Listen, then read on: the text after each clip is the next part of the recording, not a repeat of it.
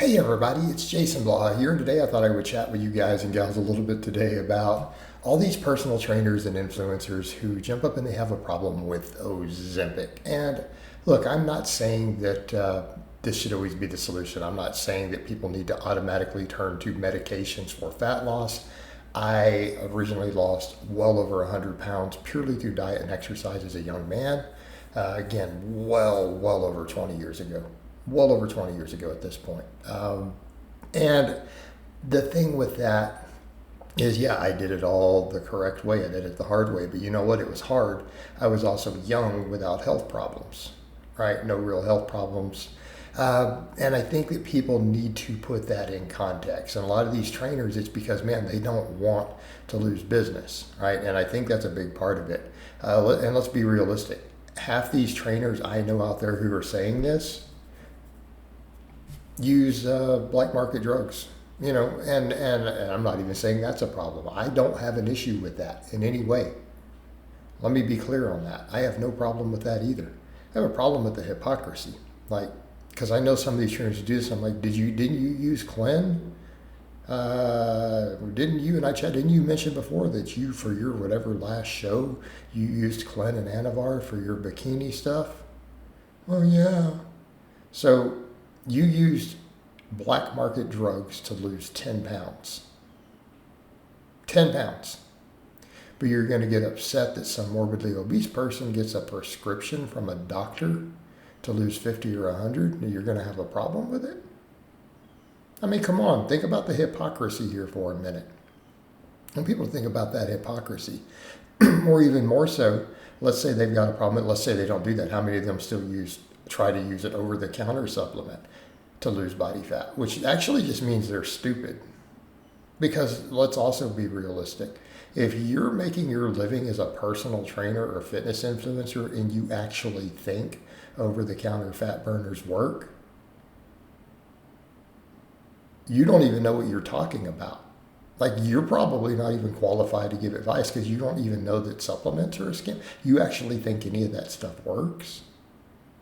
And you're charging people for your advice in the same area? I'm going to go out on a limb at that point and say, one, you're incompetent, right? One, you're incompetent because common sense and basic research and knowledge should have told you, like I educated everyone on this for over a decade about how most supplements do not work and can't work. It's illegal to even make supplements that work in America. You can't even do it. It's against the law. So, you're going to give advice, but then you're going to go still take stuff that you think is going to help you lose fat, but then you've got a problem with people. Well, they're getting this from a doctor and there's side effects. Well, let's talk about that for a moment. Okay? Yes, there's side effects, but you know what's worse side effects? Being morbidly obese. Okay? And that's what we need to understand with this. And I'm not saying we shouldn't be using diet and exercise. Again, let me reiterate. I lost something like 120 to 150 pounds as a young man by running and changing my diet. I used to get up and run 5 miles every single morning before the sun came up. Okay, I did this stuff the hard way. So don't give me that. Oh, you're just promoting the easy. Yeah, we should be trying to make it easy. You know what? Because we have an obesity problem. We have an obesity crisis in America that is literally killing us. This is our number one cause of death, is obesity and obesity-related lifestyle. That is by far, this is 90% of our deaths in America at this point. 90%. So yeah, we need to be making it easy.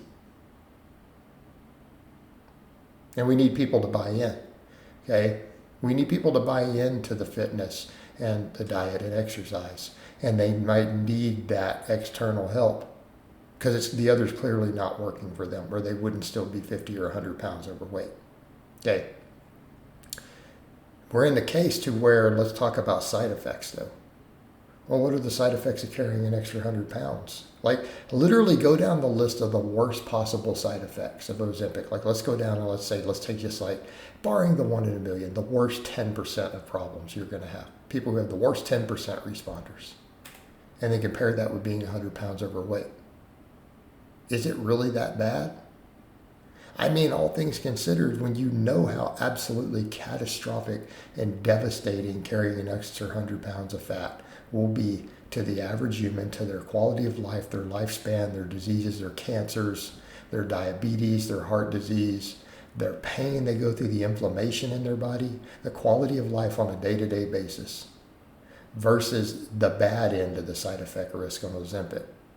Like, this is by far the lesser of two evils. This isn't even comparable.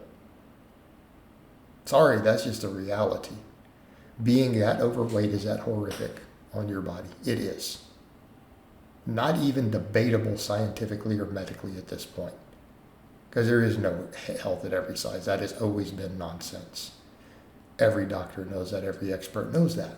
So you have it in that context, and it's like, I think that when our obesity problem is where it is, that we need to be looking at any means necessary. Any means necessary to get there. And if that means that people need to go get a prescription from their doctor to do it, to get it happening, then that needs to happen. Now, do we need social changes? Because that's going to be the other thing. Yeah, diet and exercise, but we're not in a society that is equipped for that correctly at this point, are we? A bunch of us pulled it off, right? But we're the outliers. We're the exception. We're the exceptional ones. There's something different about it. We are built different. I mean, look how I come in and train, guys. You're watching me, 48 years old, doing 500-pound box squats and stuff here. Okay? We're built different on a mental and psychological level. We are abnormal. The problem is the average normal person is dying of obesity, literally dying of it. Well, we're going to have to find some strategies that work for them until we build our society and structure it better in a way to where we don't allow garbage to be served to people as food. Until we step back and say, hey, this is not fit for human consumption. You can't sell it to people as food, which is going to create quite a fuss. My freedoms. But it's not, because, I mean, you have a whole generation indoctrinated as children to eat garbage who don't know any better. Like, that's actually been a form of anti-freedom indoctrination, in my opinion. Until we cut all the refined fats and all the refined sugars and stuff out of our diets and no longer allow it to be sold as food, we're going to have a problem here. So until then, it's by any means necessary. And that includes the Ozempic. And you trainers need to quit being hypocrites about it. Lock in the people to be your clients anyways. People still need diet and exercise if they do the Ozempic, and quit being hypocrites about it, because you are. All right, guys, but that's really all I have to say on that today. I hope it's been informative, and I'll talk to you guys and gals next time.